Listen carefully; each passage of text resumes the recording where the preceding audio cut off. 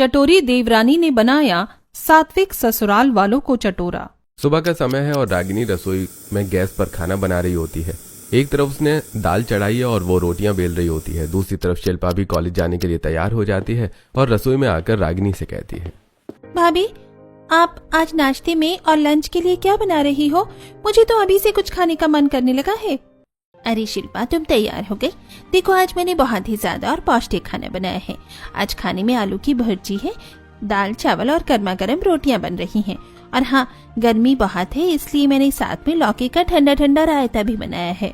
अरे वाह भाभी, सच में इस तपती गर्मी के मौसम में लौकी का रायता मिल जाए और साथ में आपकी बनाई हुई वो कुरकुरी आलू की भुजिया, तो फिर खाने का मजा ही कुछ अलग हो जाता है। चलो अब तुम बातें कम करो और जाकर सबको बुला कर लाओ। रोटियां बस तैयार ही हैं, मैं डाइनिंग टेबल पर खाना लगाती हूँ। ठीक है भाभी, मैं अभी जाकर पापा मम्मी और भैया को बुलाती हूँ। रागिनी मुस्कुराते हुए रोटियों पर हल्का सा घी लगाती है और उन्हें कैसरोल में रखती है। थोड़ी ही देर में ससुर रमेश, सास शांति और देवर रंजीत डाइनिंग टेबल पर आकर बैठ जाते हैं। रागिनी सबको प्यार से खाना परोसती है। तभी रमेश जी बोलते हैं, भाई वाह रागिनी, आज तो सच में स्वाद आ गया। दाल में वो हींग और जीरे का तड़का इतना जबरदस्त है कि पेट तो भर जाएगा पर मन नहीं भरेगा। तुम हमेशा इतना अच्छा और हल्का खाना बनाती हो कि खाकर शरीर में भारीपन नहीं लगता। आपने बिल्कुल सही कहा जी। मेरी बहू तो सच में लाखों में एक है। सिर्फ खाना ही नहीं, ये जिस तरह से हम सबका ख्याल रखती है, हमारी पसंद नापसंद को समझती है, वैसा आजकल की लड़कियां कहाँ कर पाती हैं। रागिनी ने हमारे पूरे परिवार को एक धागे में पिरो कर रखा है। ऐसी गुणी बहू मिलना आज के जमाने में बहुत मुश्किल है। मम्मी मैं तो कहता हूँ कि मेरी भाभी जैसा कोई दूसरा हो ही नहीं सकता। ऑफिस में जब दोस्त बाहर के समोसे और पिज्जा खाते हैं तो मुझे अपने घर के इस खाने की याद आती है। मेरी भाभी तो वाकई में लाखों में एक है। बस बस आप सब लोग अब मेरी इतनी तारीफ मत कीजिए, वरना मुझे शर्म आ जाएगी। और देवर जी, अब सिर्फ मेरी तारीफ करने से काम नहीं चलेगा।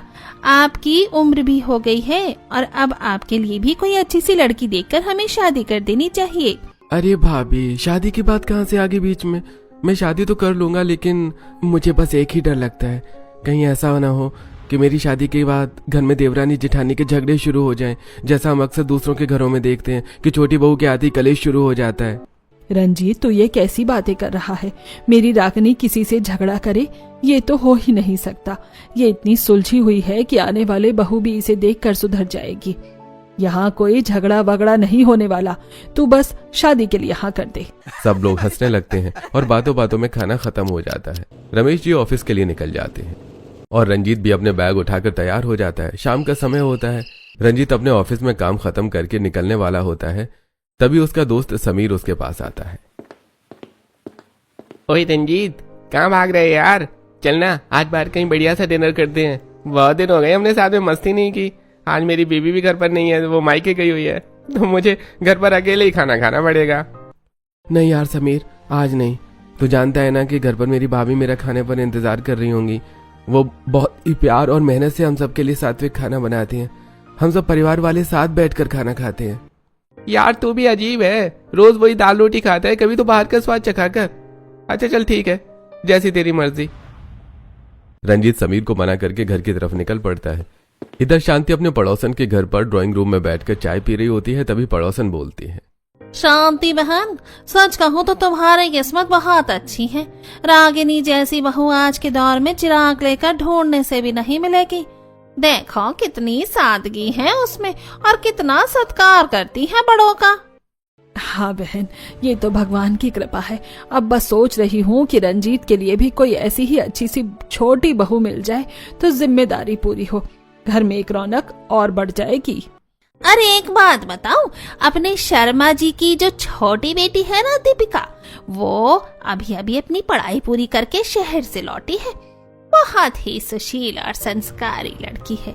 अगर तुम कहो तो मैं उनके घर बात चलाऊं, वो लोग भी एक अच्छे लड़के की तलाश में हैं। हाँ हाँ क्यों नहीं, शर्मा जी का परिवार तो बहुत अच्छा है। तुम बात चलाओ, अगर बात बन गई तो बहुत अच्छा होगा। ठीक है, मैं कल ही उनके घर जाती हूँ। अच्छा बहन, अब मैं चलती हूँ, बहू खाने पर हमारा इंतजार कर रही होगी। अरे रुक यार, इतनी जल्दी क्या है? शाम का खाना यहीं खा के जा, तुझे पसंद आएगा। नहीं नहीं बहन, फिर कभी। आज घर पर बच्चे इंतजार कर रहे होंगे, साथ में खाना नहीं खाऊंगी तो उन्हें बुरा लगेगा। इतना बोलकर शांति भी अपने घर चली जाती है। दूसरी तरफ शिल्पा कॉलेज से वापस आ रही होती है। रास्ते में उसकी सहेली उसे एक चाट के ठेले के पास रोक लेती है। ओए शिल्पा, देख कितनी यमी गोलगप्पे हैं, चल ना यार थोड़ी गुपचुप खाते हैं। आज मेरा बहुत मन कर रहा है कुछ चटपटा खाने का। नहीं यार, मुझे नहीं खाना। भाभी हमेशा कहती हैं कि हमें सात्विक और घर का बना खाना ही खाना चाहिए।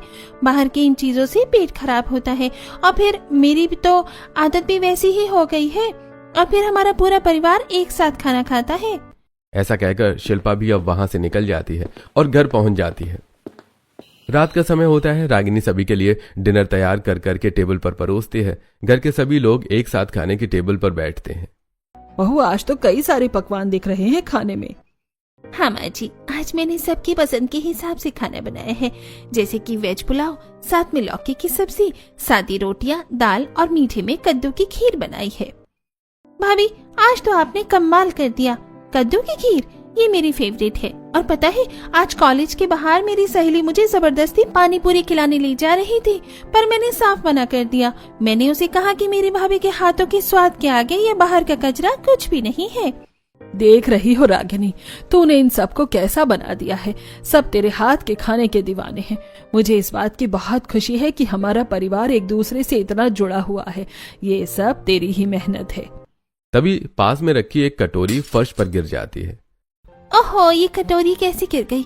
मैं अभी साफ करती हूँ, आप लोग खाइए, बातें तो होती ही रहेंगी। रागिनी फर्श साफ कर देती है और सभी लोग खाना खाकर सोने चले जाते हैं। कुछ दिन इसी तरह हंसी खुशी बीतते हैं। एक दोपहर रागिनी और शांति सब्जी मार्केट जाती हैं, जहां उन्हें वही पड़ोसन फिर से मिलती है। अरे शांति बहन, अच्छा हुआ तुम मिल गई। मैंने शर्मा जी से बात कर ली है, वो लोग भी बहुत खुश हैं। उनकी बेटी दीपिका घर पर ही है, तुम जब चाहो उसे देखने जा सकती हो। लड़की सच में बहुत प्यारी और गुणी है। बहुत अच्छा किया तुमने। तो फिर कल का ही प्रोग्राम रख लेते हैं, हम सब कल ही उनके घर चलते हैं। अगले दिन रागिनी, शांति, रमेश और रंजीत शर्मा जी के घर पहुंचते हैं। वहां दीपिका सबका स्वागत करती है। वो सबके लिए नाश्ता बनाकर लाती है, ढोकला, सैंडविच और चाय। सब लोग नाश्ता करते हैं और दीपिका से बातें करते हैं। लड़की तो हमें बहुत पसंद है। रंजीत, तुम बताओ। मम्मी, मुझे भी दीपिका अच्छी लगी। तभी शांति शगुन के पैसे दीपिका के हाथ में रखती है और रिश्ता पक्का हो जाता है। सब लोग खुशी खुशी घर लौटते हैं। इधर शर्मा जी के घर से जैसे ही मेहमान जाते हैं, दीपिका चैन की सांस लेती है। बेटा, बधाई हो, आज तो बहुत ही खुशी का दिन है। तेरा रिश्ता इतने अच्छे और रईस खानदान में पक्का हो गया है। रंजीत बहुत अच्छा लड़का है। हाँ मम्मी, मैं भी बहुत खुश हूँ, लेकिन ये नाश्ता वाश्ता खिलाकर मेरा गला सूख गया है। मैं अभी अपनी सहेलियों के साथ बाहर पार्टी करने जा रही हूँ। अरे, अभी तो तूने इतना सारा नाश्ता किया उनके साथ, अब फिर से बाहर जा रही है। मम्मी, वो नाश्ता तो बस दिखाने के लिए था। मेरा पेट तो भर गया, पर जीभ को शांति नहीं मिली। मैं जा रही हूँ गुपचुप और चाट खाने। ठीक है बेटा, जल्दी आना। दीपिका अपनी सहेली के साथ मार्केट पहुंचती है और एक बड़े चाट भंडार पर रुकती है और वहां बड़े चाव से तीखी पानी पूरी और पापड़ी चाट खाती है। आहा, अब जाकर कलेजी को ठंडक मिली है यार। मुझे तो जब तक ये सब खाने को ना मिले, मेरा तो दिन ही अधूरा लगता है। दीपिका, तू शादी के बाद क्या करेगी? मैंने सुना है वो रंजीत का परिवार बहुत सात्विक है। वहाँ तो लहसुन प्याज भी नाप तोल के डलता है। अगर तुझे वहाँ ऐसा फीका खाना मिला तो? अरे तो क्या हुआ, मैं उनको भी अपनी तरह चटपटा खाना सिखा दूंगी। देखना, थोड़े दिनों में वो लोग भी मेरे साथ बैठकर यही सब खाएंगे। तभी दोनों सहेलियां जोर जोर से हंसने लगती हैं। कुछ हफ्तों बाद ही दीपिका की बहुत ही धूमधाम से शादी हो जाती है। गृह प्रवेश की रस्में पूरी होती हैं और दीपिका घर के अंदर आती है। अगले दिन सुबह दीपिका की पहली रसोई की रस्म होती है। वो तैयार होकर हॉल में अपनी सास शांति के पास आती है। मम्मी जी, आज मेरी पहली रसोई है, आप बताइए क्या बनाना है? बेटा, हमारे घर में सुबह का सादा खाना ही बनता है। तू बस सात्विक दाल और कोई सब्जी बना ले। हमको ज्यादा तड़क भड़क पसंद नहीं है। माँ जी, आप फिक्र मत कीजिए, मैं बहुत अच्छा खाना बनाती हूँ। आप बस खाकर देखना, उंगलियां चाटते रह जाएंगे। पर बेटा, हम लोग ज्यादा मिर्च। दीपिका शांति की पूरी बात सुने बिना ही किचन में चली जाती है और खाना बनाना शुरू कर देती है। वो खाने में राजमा, कढ़ाई पनीर, छोले कुलचे, लच्छा पराठा और रायता बनाती है। किचन मसालों की खुशबू से भर जाता है। सभी लोग खाने की मेज पर बैठते हैं और इतने सारे खाने को देखकर हैरान हो जाते हैं। अरे भाई, आज तो मेज पर खाने का मेला लगा है। बेटा दीपिका, आज तुमने बहुत ज्यादा चटपटा और भारी खाना बना दिया है क्या? ये तो काफी मसालेदार लग रहा है। पापा जी, आप बस एक बार खाकर तो देखिए। रोज रोज वही सादा खाना खाकर बोर नहीं हो जाते आप लोग? आज कुछ नया ट्राई कीजिए, आपको बहुत अच्छा लगेगा। सब लोग थोड़ा थोड़ा खाना शुरू करते हैं। रंजीत और शिल्पा मुंह बनाकर खाना खाना शुरू करते हैं। शांति और रमेश भी थोड़ा हिचकिचाते हुए खाना खा रहे होते हैं कि तभी शांति बोलती है। खाना तो वाकई स्वादिष्ट बना है बेटा, पर ये रोज खाने लायक नहीं है। दीपिका, तुमने मेहनत तो बहुत की है और स्वाद भी अच्छा है, लेकिन हमारे घर का नियम है कि हम सात्विक खाना ही खाते हैं। ये सेहत के लिए भी भारी होता है। तुम कल से सादा खाना ही बनाना। हाँ हाँ, क्यों नहीं। खुद तो बीमारों जैसा खाना खाती है और दूसरों से भी यही उम्मीद करती है। मैं तो अपनी मर्जी का ही बनाऊंगी। अगले दिन भी दोपहर में दीपिका जानबूझकर सब्जी में खूब सारा मसाला और लाल मिर्च डाल देती है और खाना टेबल पर लगा देती है। जब रागिनी खाना देखती है तो उसे गुस्सा आ जाता है। खाना देखकर रागिनी कहती है, दीपिका, मैंने तुम्हें कल मना किया था ना कि इतना तेल मसाला मत डालो। हम सभी को सात्विक खाना पसंद है। दीदी, मुझे ऐसा ही खाना पसंद है। मुझसे वो फीका खाना गले से नीचे नहीं उतरता। बेटा, रागनी सही कह रही है। हमें ऐसा खाना नहीं पसंद है और ना ही हमारे पेट को ये सूट करता है। तुझे हमारे हिसाब में ढलना होगा। इन लोगों को तो सच में फीका खाने की बुरी लत लग गई है। ठीक है, अब मैं अपना रास्ता खुद निकालूंगी। देखो दीपिका, मैं तुम्हें आखिरी बार समझा रही हूँ। कोशिश करो कि ऐसा खाना कम बनाओ। हम सब मिलकर सादा भोजन ही करेंगे। रागिनी की बात सुनकर 3-4 दिन तक दीपिका मन मार कर सादा खाना बनाती है, लेकिन उसे खुद खाना खाने में मजा नहीं आता। उसे बाहर के चटपटे खाने की याद सताने लगती है। एक दिन दोपहर में दीपिका धीरे से किचन में जाती है और अपने लिए चटपटी मैगी बनाने लगती है। वो उसमें खूब सारा चिली सॉस और ऑरिगेनो डालती है। खुशबू पूरे घर में फैलने लगती है। तभी शिल्पा कॉलेज से वापस आ जाती है और खुशबू सूंघकर सीधे किचन में पहुंचती है। भाभी, ये कैसी खुशबू है? आप ये क्या बना रही हो? अरे शिल्पा, आओ देखो, मैंने अपने लिए कितनी टेस्टी मैगी बनाई है। यार, वो सादा खाना खाकर मेरा तो दम घुट रहा था। थोड़ा सा खाकर देखो कितनी यम्मी बनी है। नहीं भाभी, हम ये चटपटा खाना नहीं खाते। हम तो सात्विक खाना ही खाते हैं। अरे, मैं तुम्हें कौन सा कह रही हूँ कि अपने खाने का तरीका बदल लो। सिर्फ चख तो लो यार, 1 चम्मच खाकर तो देखो। शिल्पा 1 चम्मच खाती है और उसकी आंखों में चमक आ जाती है। उसे वो तीखा स्वाद बहुत पसंद आता है। सचमुच भाभी, इसका टेस्ट तो बहुत ही अच्छा है। हमारे घर की दाल रोटी के सामने तो ये जन्नत है। देखा, मैंने कहा था ना। अब चुपचाप ये प्लेट खत्म करने में मेरी मदद करो। दोनों मिलकर मैगी खत्म कर देती हैं। कुछ दिन बाद दीपिका दोपहर में किचन में मोमोज बनाना शुरू करती है। वो उन्हें स्टीम करती है ताकि किसी को शक न हो। वो हॉल में बैठकर बड़े चाव से मोमोज और लाल तीखी चटनी खा रही होती है। तभी शांति कमरे से बाहर जाती है। बेटा, ये क्या खा रही है तू? सफेद सफेद सा क्या है ये? माँ जी, ये मोमोज हैं। आप भी खाकर देखिए ना, ये बहुत अच्छे बने हैं और आपको नुकसान भी नहीं करेंगे क्योंकि ये फ्राइड नहीं है, सिर्फ स्टीम किए हुए हैं। बहुत हल्के होते हैं। नहीं बेटा, मुझे ये सब नहीं खाना। अरे माँ जी, बस एक चक्कर तो देखिए, मेरी कसम है आपको। शांति एक मोमोज उठाती है और चटनी लगाकर खाती है। तीखी चटनी और मोमोज का स्वाद उनके मुंह में ऐसा घुलता है कि उन्हें मजा आ जाता है। अरे, ये तो सच में बहुत टेस्टी है। थोड़ा तीखा है पर अच्छा लग रहा है। देखते ही देखते शांति 5-6 मोमोज चट कर जाती है। दीपिका मनी मन मुस्कुराती है। तभी रागिनी वहां से गुजरती है और ये सब देख लेती है, पर कुछ बोल नहीं पाती। एक दिन शाम को दीपिका रमेश को फोन लगाती है और कहती है, पापा जी, आते आते बाजार से गरम समोसे ले आइएगा ना। मेरा बहुत मन कर रहा है समोसे खाने का। समोसे? बेटा, घर में तो कोई समोसे नहीं खाता। अरे पापा जी, मैं अपने लिए मंगवा रही हूँ समोसे। प्लीज आप मेरे लिए लाइएगा। दीपिका की रिक्वेस्ट पर रमेश जी समोसे लेकर आते हैं। दीपिका उन समोसों को लेकर रसोई में जाती है और उन्हें फोड़कर उन पर दही, इमली की चटनी, मीठी हरी चटनी, प्याज और सेव डालकर शानदार चाट बनाती है। वो एक प्लेट लेकर रमेश जी के पास आती है और कहती है, पापा जी, आप मेरे लिए समोसे लाए हैं तो ये स्पेशल चाट चखना तो आपका हक बनता है। अरे, ये तो देखने में बहुत बढ़िया लग रही है, लेकिन बेटा, हम ऐसा चटपटा खाना नहीं खाते। हमें सात्विक खाने की आदत है।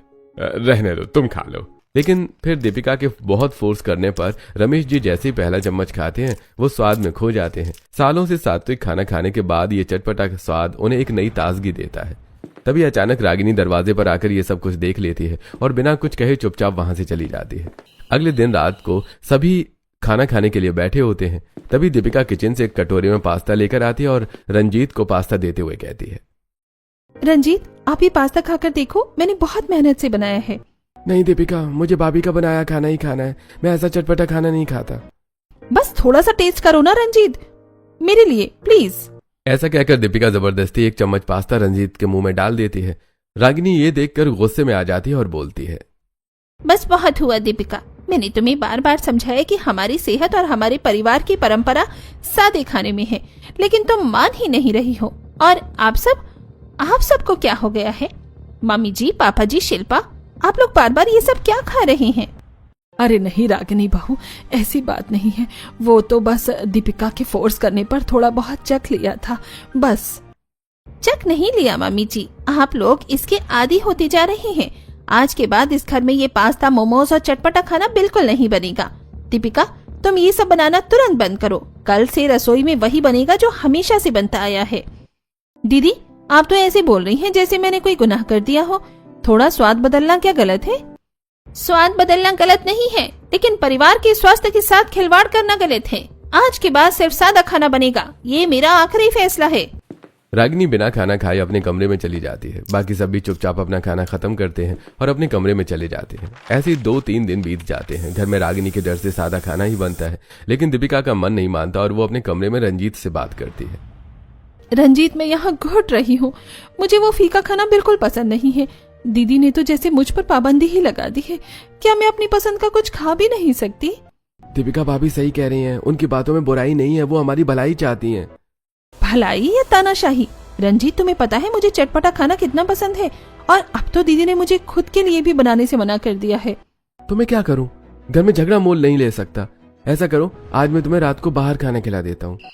अब शाम को दोनों बाहर जाते हैं और एक मशहूर स्ट्रीट फूड स्टॉल पर रुकते हैं। दीपिका वहां बड़े चाव से मोमोज और चिली पोटैटो ऑर्डर करती है और फिर उसका ऑर्डर आते ही वो खाने लगती है। साथ ही वो एक चिली पोटैटो रंजीत की तरफ बढ़ाते हुए कहती है, ये लीजिए रंजीत, थोड़ा सा खाकर देखिए, घर की उस बोरिंग दाल से तो 1000 गुना बेहतर है।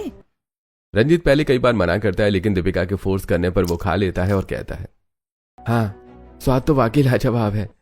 इधर शाम के वक्त खाने के समय सभी खाने की टेबल पर बैठते हैं और रागिनी सबको सादा खाना परोसती है। पर रंजीत और दीपिका अब तक घर नहीं लौटे थे। तभी शांति कहती है, रागिनी बहू, जरा रंजीत को फोन तो लगा, अभी तक दोनों घर नहीं आए, अंधेरा हो गया है। जी मम्मी जी, अभी पूछती हूँ। रागिनी रंजीत को कॉल करती है। हेलो, हाँ भाभी। रंजीत, कहाँ हो तुम दोनों? खाना लग गया है, सब तुम्हारा इंतजार कर रहे हैं, जल्दी आओ।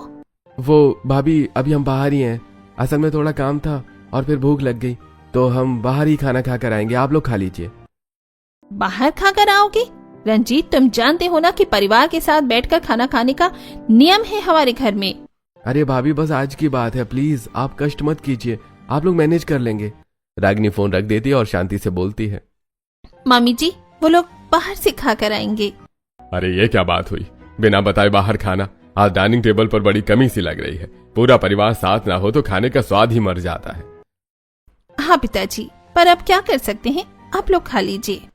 अब सभी लोग खाना खाने लगते हैं। कुछ दिन ऐसे ही बीत जाते हैं। एक दिन दीपिका को एक नया आइडिया आता है। दीपिका अपने कमरे में बैठे रंजीत से बात करती है।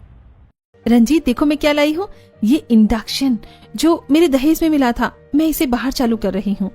इसका क्या करोगी? रसोई में तो गैस है ही। अरे बुद्धू, रसोई में दीदी का राज चलता है, मैं इसे अपने कमरे में रखूंगी। जब भी मेरा कुछ चटपटा खाने का मन करेगा, मैं यही बना लिया करूंगी और किसी को पता भी नहीं चलेगा। दीपिका, ये रिस्की है, अगर भाभी को पता चला तो वो बहुत गुस्सा करेंगी। अरे रंजीत, किसी को पता नहीं चलेगा। मैंने अलमारी में रेडीमेड चीजें भी मंगा कर रख ली हैं, चिली पनीर, नूडल्स, सब कुछ। बस गरम करो और खाओ। आप मेरा साथ दोगे ना? ठीक है, पर ध्यान रखना कि खुशबू बाहर न जाए। रंजीत भी दीपिका की बात मान जाता है और एक दिन शांति सो रही होती है और रागिनी छत से कपड़े लाने जाती है। तभी दीपिका अपने कमरे का दरवाजा बंद कर लेती है। वो अलमारी से रेडीमेड चिली पनीर का पैकेट निकालती है और इंडक्शन पर उसे बनाने लगती है। तभी रंजीत ऑफिस से जल्दी घर आ जाता है और सीधे कमरे में पहुंचता है।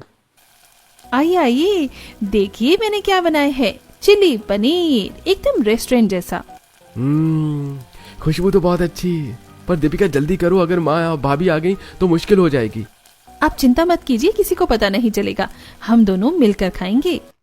दीपिका प्यार से रंजीत को खिलाती है। रंजीत को वो स्वाद इतना पसंद आता है कि वो खुद को रोक नहीं पाता। दोनों मिलकर खाने लगते हैं। उनके खाने के बाद भी चिली पनीर बच जाता है। तब दीपिका कहती है, अरे रंजीत, ये तो बहुत सारा बच गया है, अब इसे कहाँ फेंकेंगे? अगर दीदी ने डस्टबिन में देख लिया तो पहचान जाएंगी। फेंकना क्यों है, हम दोनों ही पूरा खत्म कर देते हैं, बस थोड़ा सा ही तो बचा है। दोनों मिलकर सारा चटपटा पनीर खा लेते हैं और बर्तन छिपा देते हैं। शाम को रागिनी रात के खाने के लिए सबको बुलाती है। रंजीत, दीपिका, आओ, खाना लग गया है। आज मैंने बहुत अच्छी कढ़ी बनाई है। भाभी मुझे थोड़ा काम है, मेरा मन नहीं है अभी खाना खाने का, मैं बाद में खा लूंगा। हाँ दीदी, आप लोग खा लीजिए, मेरा भी फेवरेट सीरियल आने वाला है, मैं बस वो देखकर खाती हूँ। अरे तुम दोनों को क्या हो गया है, एक साथ बैठकर खाने से प्यार बढ़ता है। चलो आओ, काम और सीरियल तो होते रहेंगे। नहीं दीदी प्लीज, आज बस आप लोग खा लीजिए, हमें भूख नहीं है। रागिनी चुपचाप वहां से चली जाती है। अगले दिन शिल्पा कॉलेज से वापस आती है। उसे बहुत तेज भूख लगी होती है। वो रसोई में जाती है और देखती है कि रागिनी बाथरूम में कपड़े धो रही है। ओहो, बड़ी भाभी तो बिजी है, छोटी भाभी से कहती हूँ कुछ बना देंगी। यही सोचकर शिल्पा दीपिका के कमरे में जाती है और देखती है कि दीपिका मजे से नूडल्स बनाकर खा रही है। अरे भाभी, आप यहाँ अकेले अकेले नूडल्स खा रही हो, और ये इंडक्शन यहाँ कैसे? अरे शिल्पा, तुम कब आई? वो बस मेरा मन कर रहा था तो मैंने नूडल्स बना लिए, बहुत अच्छे बने हैं, थोड़े से खाकर तुम भी देखो।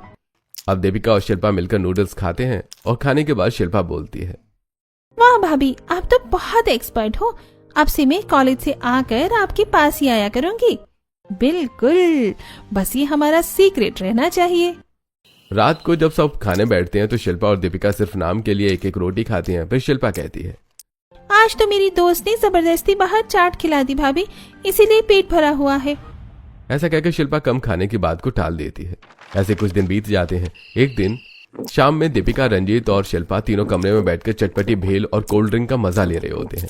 तभी शांति वहां से गुजरती है और उन्हें लहसुन और प्याज की तेज खुशबू आती है।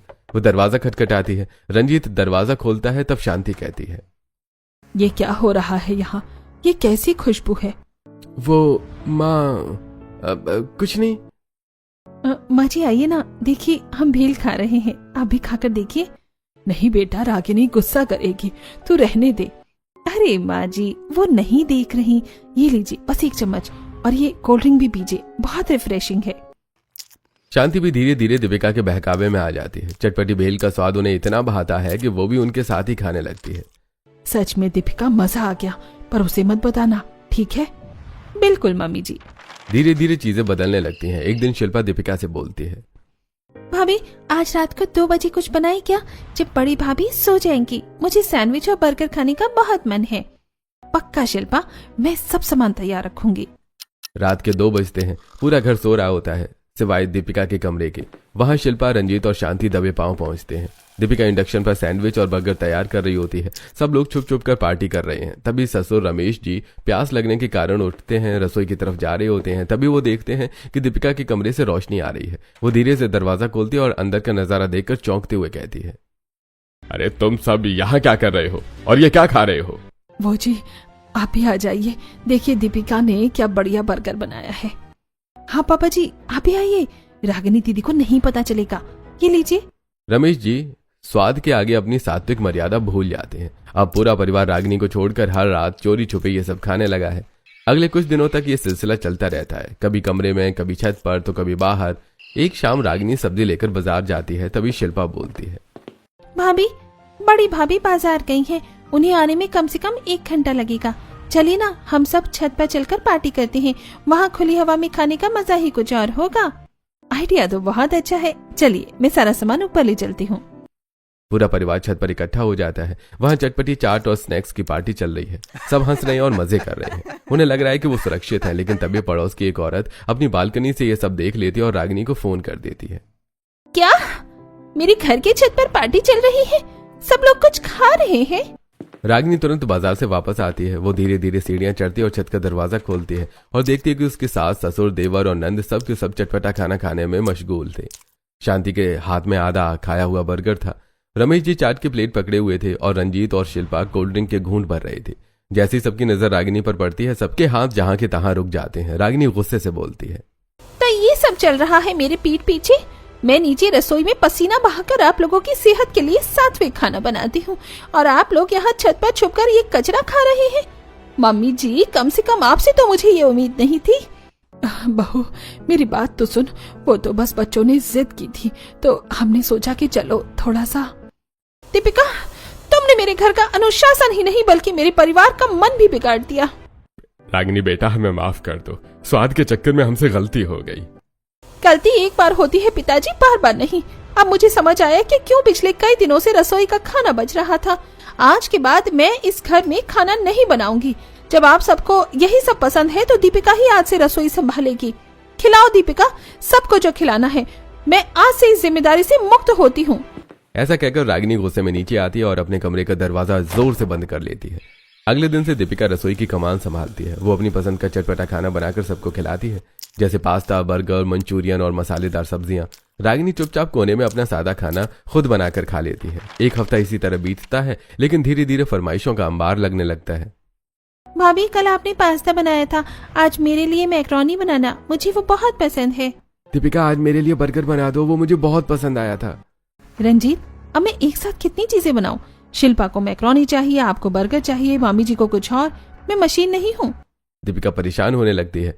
वो जो पहले शौक से बनाती थी, अब उसके लिए हर किसी के लिए अलग अलग चीजें बनाना बोझ बन जाता है। एक दिन दीपिका गुस्से से बोलती है, उफ, कितनी अलग अलग फरमाइशें करते हैं आप लोग। मैं आप लोगों के लिए इतना अलग अलग तरह का खाना अकेले नहीं बना सकती। ठीक है, अगर तुम नहीं बना सकती तो मैं बाहर से ऑर्डर कर लेता हूँ। शिल्पा, तुझे क्या चाहिए? मैं पिज्जा मंगा रहा हूँ। मेरे लिए भी एक्स्ट्रा चीज वाला पिज्जा मंगा लो भाई। ऐसा कहकर रंजीत सभी के लिए बाहर से चटपटा खाना ऑर्डर कर देता है और सभी लोग चटपटा खाना खाने का आनंद लेते हैं। धीरे धीरे सभी अपना खाना बाहर से ऑर्डर करते हैं और अपने अपने कमरे में बैठकर खाते हैं। और अब पूरा परिवार इकट्ठा होकर खाना खाना पूरी तरह छोड़ चुका था। सभी अपने अपने में व्यस्त थे, किसी को एक दूसरे से कोई मतलब नहीं था। रागिनी को यह बात अच्छी नहीं लगती, पर वो चुप रहती है। एक दिन शिल्पा अपनी सहेली के घर जाती है और देखती है कि परिवार के सभी सदस्य साथ में बैठकर खाना खा रहे होते हैं। शिल्पा की सहेली उसे देखकर उससे कहती है, शिल्पा, आओ बैठो, तुम भी हमारे साथ दाल चावल खाओ। हमारे घर का नियम है कि दोपहर और रात का खाना हम सब एक साथ मिलकर ही खाते हैं, चाहे कुछ भी हो जाए। शिल्पा अपनी सहेली के परिवार के साथ बैठकर खाना खाती है और उन्हें हंसते और एक साथ बातें करते देखकर वो मन ही मन सोचती है, कितना अच्छा लग रहा है सभी को ऐसे एक साथ खाना खाते देखकर। पहले हमारे यहाँ भी ऐसा ही था, लेकिन जब से सबने चटपटा खाना शुरू किया है तब से सब अपने अपने कमरे में ही खाने लगे हैं। खाना खाने के बाद शिल्पा अपने घर आती है और अपने भाई के कमरे में जाकर उससे कहती है, भैया, आपने देखा है, बहुत दिनों से हमने साथ बैठकर खाना नहीं खाया। सब अपने कमरों में दुबके रहते हैं और एक दूसरे से कोई मतलब नहीं रखते। क्या करें शिल्पा, जब से भाभी ने खाना बनाना छोड़ा है घर घर नहीं रहा। अब शिल्पा छत पर जाती है तो देखती है कि दीपिका भी उदास बैठी होती है। शिल्पा दीपिका से पूछती है, क्या हुआ भाभी, आप उदास क्यों बैठी हैं? शिल्पा, जब से हम सबने साथ खाना छोड़ा है तब से रंजीत अलग खाना खाते हैं और मुझसे ज्यादा बात भी नहीं करते। धीरे धीरे समय बीतता है और रागिनी घर के सभी लोगों की उदासी और अकेलेपन को देख रही थी। एक दिन रागिनी से यह सब कुछ देखा नहीं जाता और रागिनी रसोई में जाती है। वो आज फिर वही पुरानी दाल, चावल और भुर्जी बनाती है और डाइनिंग टेबल पर खाना लगाती है। फिर सभी की आवाज देकर डाइनिंग टेबल पर खाने के लिए बुलाती है। सभी लोग रागिनी की आवाज पर डाइनिंग टेबल पर आ जाते हैं और रागिनी सबको प्यार से वही सादा खाना परोसती है। प्यारा निवाला खाते ही रमेश जी बोलते हैं, रागिनी बहू, हमें माफ कर दे। सच में इस खाने में जो तृप्ति है वो उन महंगे पिज्जा और बर्गर में कहाँ है। आज बहुत दिनों बाद मन को शांति मिली है। हाँ बहू, हम तो भटक गए थे। स्वाद के फेर में हमने अपने परिवार की सबसे बड़ी दौलत साथ बैठकर खाना खो दी थी। हमें माफ कर दो। भाभी, आज समझ आया कि आप क्यों हमें मना करती थी। बाहर का खाना शरीर को तो स्वाद देता है पर परिवार को बीमार कर देता है, तन से भी और मन से भी। हाँ जेठानी जी, मुझे भी माफ कर दीजिए कि मैंने सबको सात्विक खाने से हटाकर चटपटा खाना खाने की आदत डाली। लेकिन आज के बाद हम सब डाइनिंग टेबल पर बैठकर सात्विक खाना ही खाएंगे। मुझे समझ आ गया है कि घर को जोड़कर रखने के लिए जबान पर नहीं, दिल पर काबू रखना जरूरी है। कोई बात नहीं, गलती सबसे होती है, लेकिन इसका मतलब ये नहीं कि हम कभी कुछ अच्छा नहीं खाएंगे। अब से एक नया नियम बनेगा। क्या नियम? हफ्ते में 6 दिन हम सब सादा सात्विक भोजन करेंगे ताकि हमारी सेहत और अनुशासन बना रहे। और हर रविवार को दीपिका की पसंद का एक चटपटा व्यंजन बनेगा। इस तरह स्वाद भी रहेगा और सादगी भी। तभी पूरा परिवार जोर से हंस पड़ता है। डाइनिंग टेबल पर फिर से वही पुरानी रौनक लौट आती है। सभी एक साथ मिलकर खाने की मेज पर खाना खाते हैं और हंसी खुशी अपनी जिंदगी बिताते हैं।